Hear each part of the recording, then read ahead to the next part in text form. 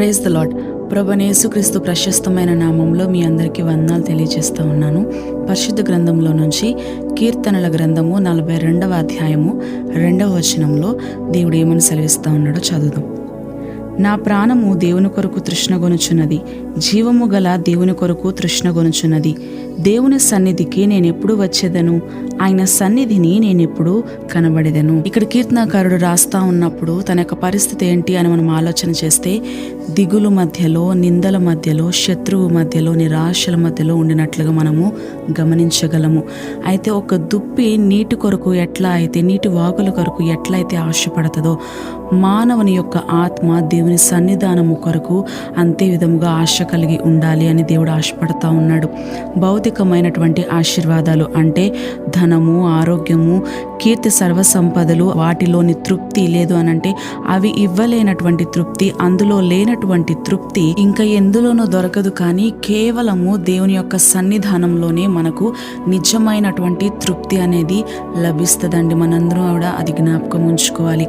అయితే మానవుని యొక్క ఆత్మ, మన యొక్క ఆత్మ నిరంతరము కూడా దేవుని సన్నిధానము కొరకు ఒక తృష్ణ కలిగి ఉండాలి అని దేవుని యొక్క వాక్యము సెలవిస్తూ ఉంది. అయితే మనము ఆరాధించేటువంటి దేవుడు సజీవుడైనటువంటి దేవుడు, జీవము కలిగినటువంటి దేవుణ్ణి మనము మనఃపూర్వకముగా ఆరాధిస్తేనే తప్ప ఆయనతో మనము ఆధ్యాత్మికమైనటువంటి సంబంధము కలిగి కొనసాగించినట్లయితే మన యొక్క జీవితంలో, మన యొక్క హృదయంలో నిజమైనటువంటి శాంతిని మనము పొందుకోగలుగుతాము.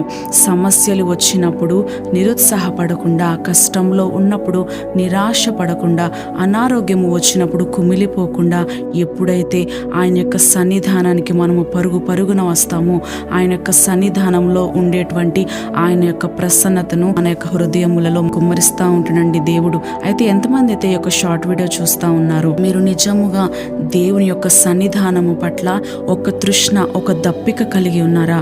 లేదు అనంటే లౌకిక విషయముల మీద మీ యొక్క దృష్టి, మీ యొక్క దప్పిక ఉందా అని దేవుడు ఈ రోజున అడుగుతా ఉన్నాడు. ఆదివారము కేవలము సంఘాలకి ఒక అలవాటు ప్రకారంగా వెళ్తే ఎటువంటి ప్రయోజనము ఉండదు. కానీ దేవుని యొక్క సన్నిధి అంటే ఒక దైవికమైనటువంటి భయము కలిగి, భయభక్తులు కలిగి, గౌరవపూర్వకంగా ఆయనను ఘనపరిచే విధముగా, ఆయనను ఇష్టంగా, ఆయనను మనస్ఫూర్తిగా ఆరాధించాలి అనే ఒక దప్పిక కలిగి ఎప్పుడైతే మనము కోరహు కుమారుల వలె దేవుని యొక్క సన్నిధానానికి వెళ్ళాలని ఒక ఆశ కలిగి ఉంటామో, ఆ యొక్క ఆశను మన యొక్క దేవుడు తేరి చూసేటువంటి దేవుడు గనక ఈ యొక్క వాక్యము దీవించునుగాక. దేవుడు ఆమేన్.